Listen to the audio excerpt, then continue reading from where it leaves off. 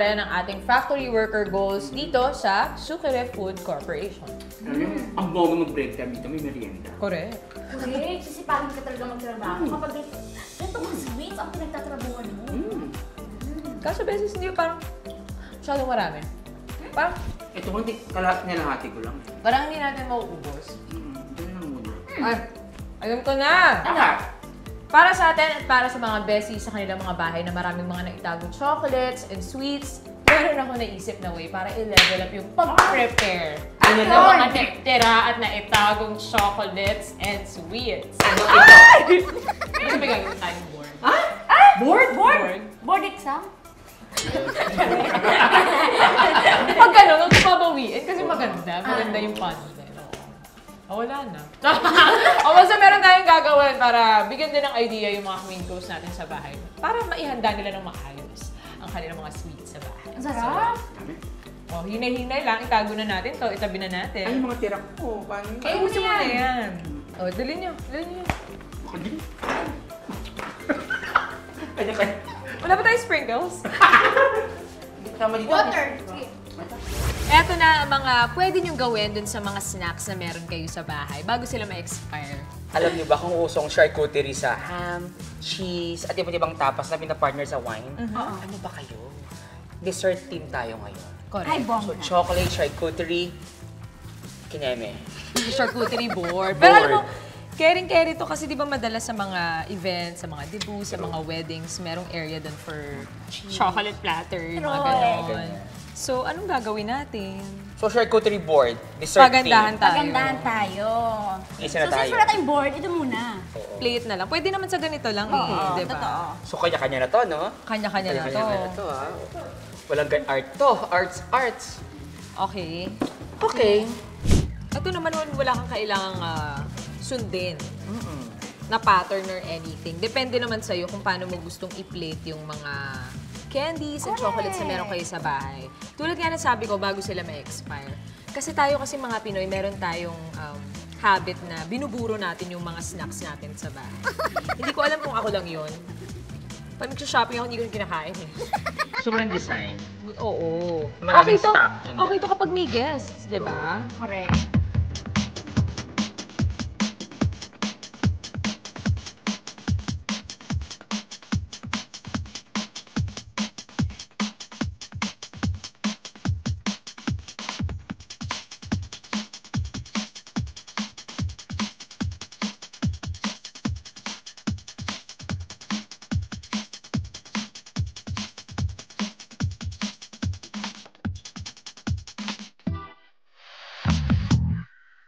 Uy, in fairness! Diba? Diba? Pasok na yan. Pwede na kayong mag-invite ng mga kaibigan nyo sa bahay nyo, tapos mag-ano kayo. Pang-dessert nyo na yan.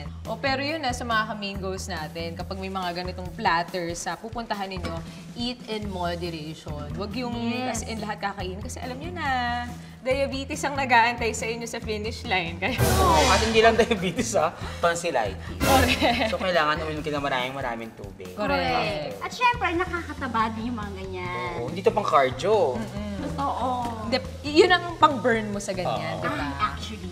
Mamaya, gagawin na natin ang ultimate sukari snack sa pababalik ng #Mangoes! With gloves. with gloves and sprinkles.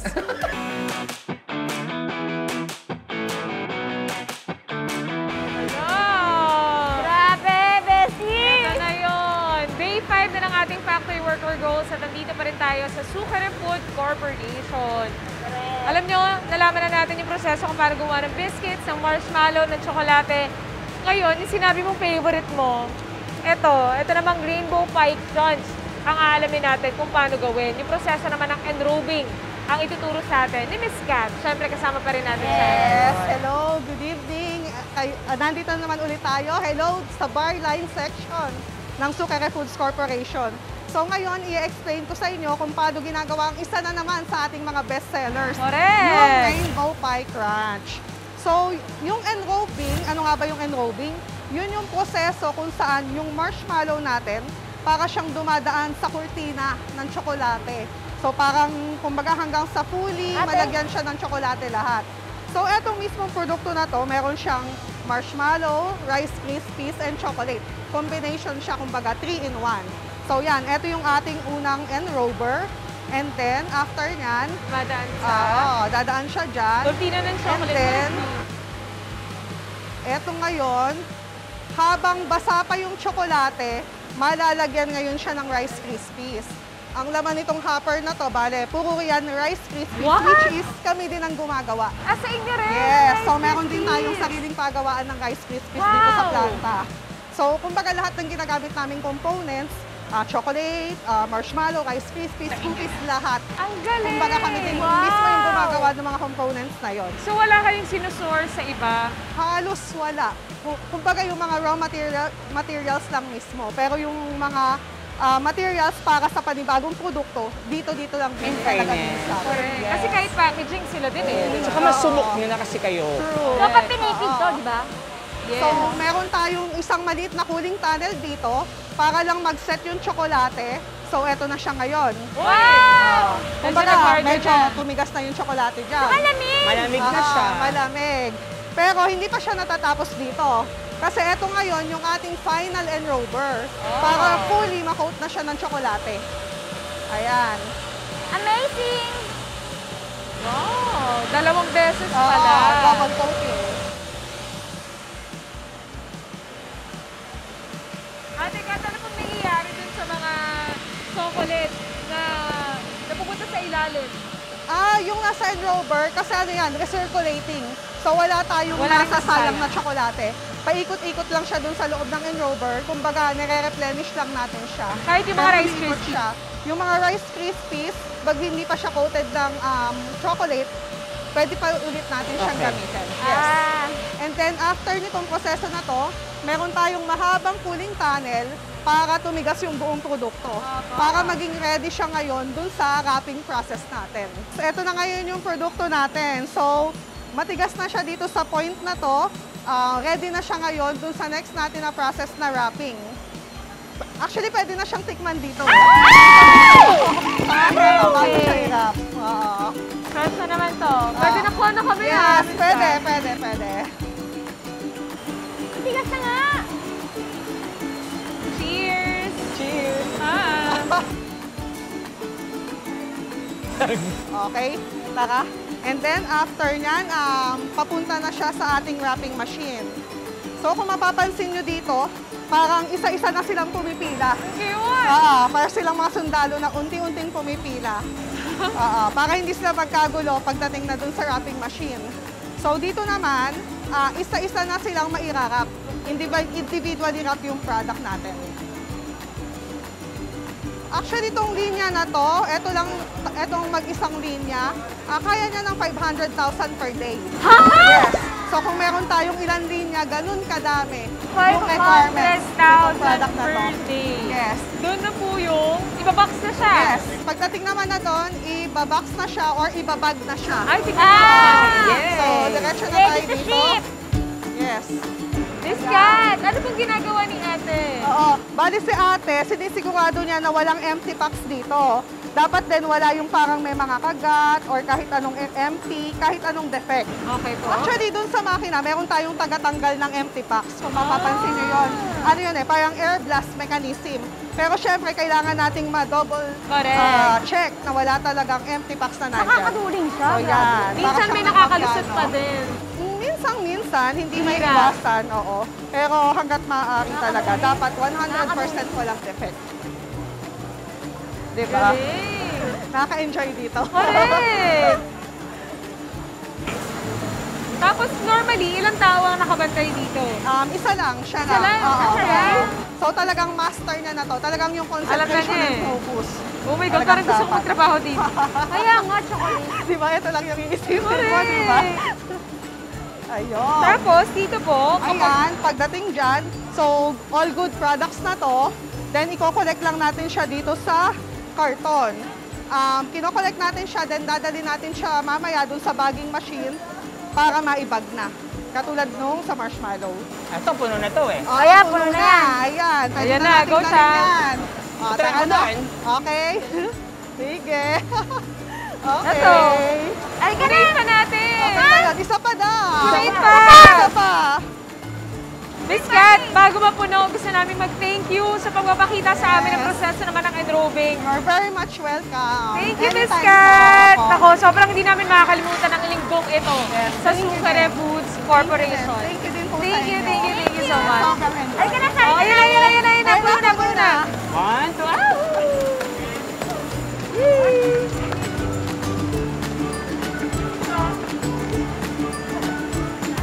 Mga ka-hashtag main goals, kung dito sa Sukire, tinatabi nila yung mga cookie crumbs, ng mga biscuit, di ba? Correct. Na hindi pa nabubuo. Pwede rin natin gawin sa bahay yan. Totoo. At syempre, at kung mayroon naman kayong makunat na biscuit o kaya naupuan nyo yung packaging kaya nagkadurog-durog, aba guys, huwag yung itapon yan dahil may magagawa pa kayo dyan, di ba? Oo, Correct. di ba? Kaya ngayon ipapakita sa kanila yung mga recipe ng cookie crumb, di ba? Unang-unang gagawin natin ay ang cookie alamod. Correct. At masarap ito, Chami, no? Oo. Perfect to na dessert. So, ano mga ingredients natin dito? Syempre, ang ingredients natin ngayon ay syempre, meron tayong durog na cookies o kaya biscuit na durog. Syempre, meron tayo dito condensed milk and then All-purpose cream. all-purpose cream. Ayan. Kailangan natin ng ice cream. Ayan, hindi Diba? pwedeng mawala Importante yung ice cream. yan. At syempre, yung may mga ingredients tayo Sprinkles ng mga yan. Yes, Yes, mga pang- pang-design sa top. Totoo. Toppings. So, let's start na, Chami. Yes, sir. Maglagay na tayo ng biscuit. O kaya cookies na durog-durog. Depende sa inyo, guys, kung gaano karami ito, ha? Ayan. Sa Sige na to. Cookie Oo. alamod. Ba't alamod? Kasi hindi ko alam. Kasi nasa mood kong kainin yung... So ngayon naman, Chami, lalagyan naman natin yung all-purpose cream.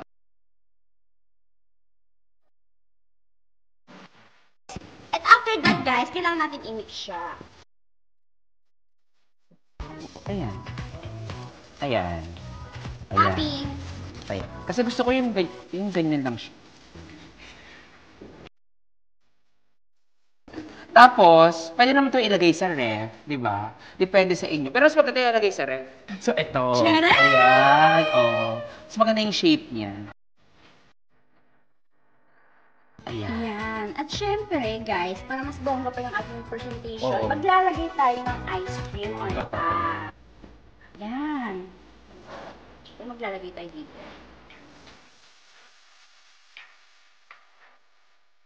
Pre, dapat tayo gumawa niyan, no? Oo. Hindi pwede hindi natin matikman yan. Ito mo ng akin. Go. Teka lang. Ice cream yung natikman mo, girl. Hindi, ang sabi ng ano. O sige, ako din. Ikaw? Tingnan na ako. Siyempre, mix mo, di ba? Ayan. Ito yung binake namin. Ito yun. Kailangan, guys, ipagsama niyo yung ice cream tsaka yung ginawa namin para mas lalong Oo. ma-feel mo yung... Kailangan lasa. nakapikit pag kumakain. Toroy! Sarap.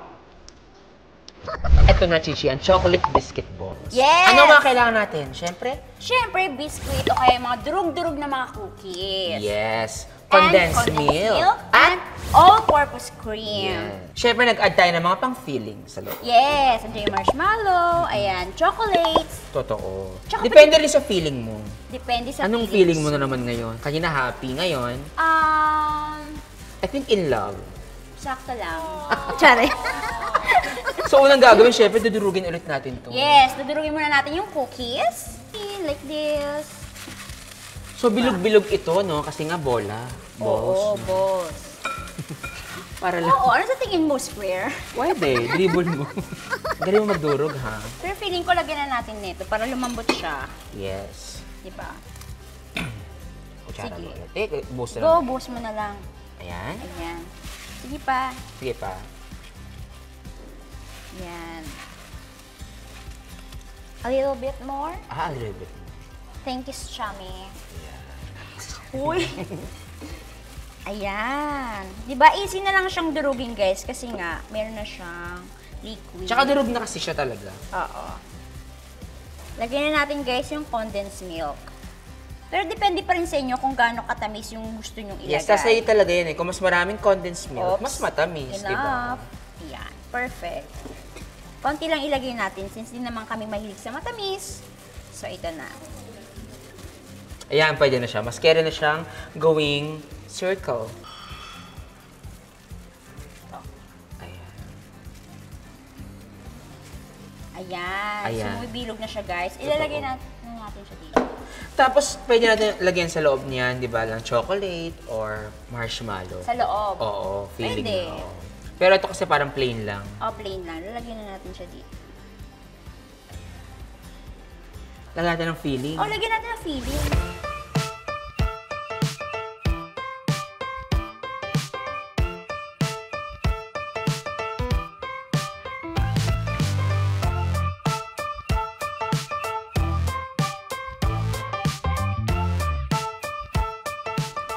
Tapos, lagyan na natin siya ng toppings on top. Totoo, ito maganda tong pink. Diba? Pero depende pa rin sa inyo kung anong gusto nyo ilalagay na color. Hawakan mo to. Tsaka mga toppings on Oo. top. Totoo. Diba? Maganda kasi yung pink niya sa kulay na yan. Oh, diba? Ito na ang finished product na.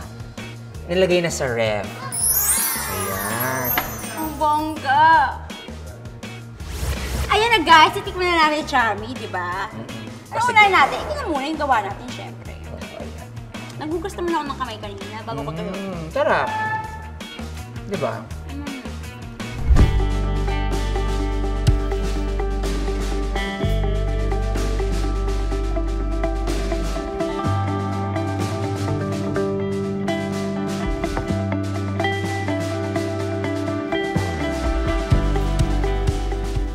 Besties, tapos na ang linggo natin. Tapos na ang ating sweet adventure. Kamusta yung experience para sa inyo? Ako talaga, hindi ko talaga ito makakalimutan beses na ng buhay ko. Kasi first time ko talaga makapasok sa chocolate factory. Na babaunin ko to hanggang sa ikakwento ko pa to sa mga pamangkin ko. Wow. Pamangkin lang pala. Pamangkin ko lang. Di ba Pamangkin lang na pa, ako? ikukwento ko talaga. Tsaka may patay ko ako. Ako layo. Yung bongga kasi ang dami ko natutunan dito. Na dati, mga katanungan ko lang, paano nagagawa to? Kasi sobrang dami ng mga marshmallow, hindi natin alam kung paano ba ginagawa to. But, di ba, parang ang bilis ng mga proseso. Ngayon na-discover na natin kung paano siya gawin, namangha talaga ako. Ang daming kasagutan sa utak ko kanina na, wow, ito. Ako naman, parang given na yung product, sobrang nag-enjoy talaga tayo, di ba? Nag-enjoy tayo sa product, laro na yung marshmallow, di ba? Gusto natin yung mga chocolates, etc. etc. Ako ang parang tumatak sa akin yung mga tao dito, di ba? Sila Ate Kat, sila Ate Evelyn, grabe yung willing silang i-share kung anong meron sa kanila dito. Hindi sila madamot. Hindi sila madamot ibigay kung ano yung special nila na meron dito sa lugar nila. Lahat sila parang very giving, generous lahat ng ibibigay nila lahat, i-explain sa atin lahat kung saan ang galing, kung paano ito, paano ganyan. Diba? At willing tayo kumain, kain na nga tayo, diba? So, sobrang laya natin dito. So, yun ang tumatak sa akin. Kasi given na yung products, sarap talaga, diba? So, yun ang sa akin. Alam Sa'yo naman. sobrang ganda na nung sinabi niyo. Ayun. Alam mo na, Ay, hindi. Meron niya. Marami alam mo kang kilala kita kahit ang ganda na sinabi namin, mas Yun! Totoo! Call. May mas bongga pa. Hindi, ako naman, sige, yung experience muna dito. Nakakatuwa kasi una sa lahat, hindi ko alam na ganun pala ginagawa yun sa pag-coat ng tsokolate. So parang new discovery na naman yun para sa akin. And tulad nga ng sabi ko kahapon, as someone na mahilig talaga sa candies, super na-appreciate ko yung experience natin dito, yung 3 araw natin dito sa Sukere. And bukod nga doon, tulad ng sabi mo, mas tumatak din syempre yung mga tao behind the machines. Kasi given naman nga na yung machines ayan, automatic na lahat, kaya nilang gawin kung anong candy, kung anong size, kung anong formulation. Meron ng machine para doon eh. Pero yung mga tao na nagtsatsaga, as in 24 oras, kasi nag-run tong factory na to 24 hours, 6 days a week. And sabi, nabanggit nga sa akin na minsan, wala silang pahinga. Na parang tuloy-tuloy, 7 days. So parang isipin mo yung tao na buong araw nandyan, na kahit sabihin mo na, ang dali lang naman yung ginagawa nila. Quality control na, tinitingnan lang kung meron silang, kung meron hindi maganda, kung meron defect, ganyan.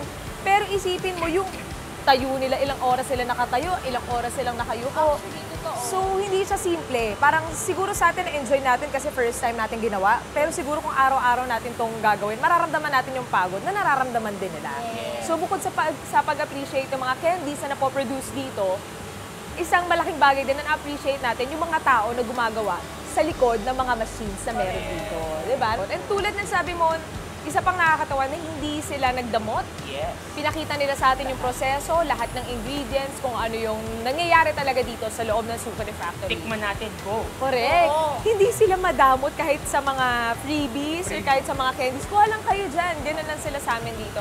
And siguro that's one of the reasons kung bakit talagang sobrang nagsasucceed itong business nila. Kasi super low-key nila. Hindi ko alam kung familiar kayo sa Sukare, pero nakwento sa amin na grabe, yung production nila last year na double ngayong taon.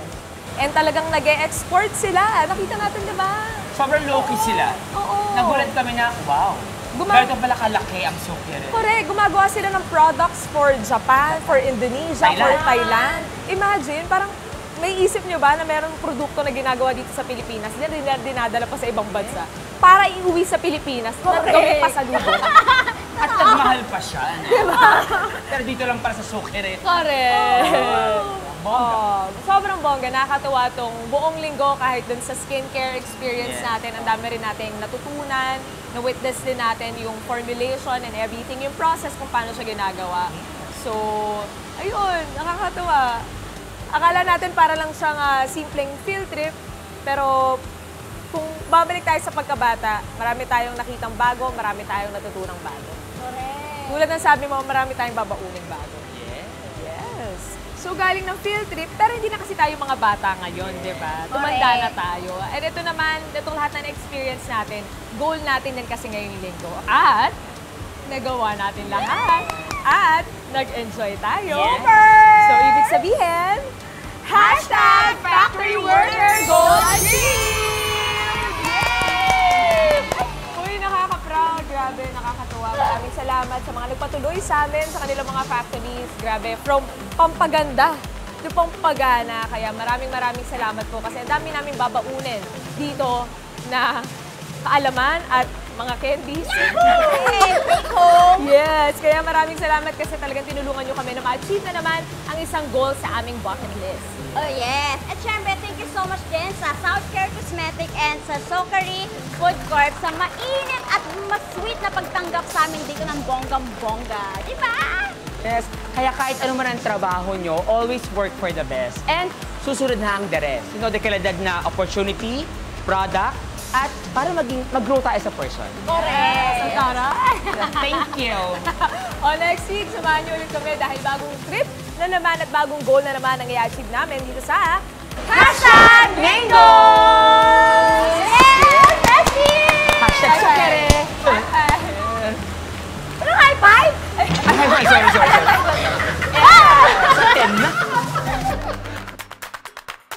Next week, marami pa tayong goals na i-check off sa ating bucket list. Kaya, makita-kita ulit tayo sa susunod na linggo dito lang sa Hashtag Mangoes. Yan! Successful na, ganyan yung gagawin na. Ay ano, may kailangan pa ba kayo? Ay, wala po. Kasi naman masyado tayo Ano ba? Yung ito? Same price lang po. Ay, yung ano po. Same price ka, di ba? Paulit-ulit. Ay, pag inad ko lahat, magkano po? Ay, parang teacher.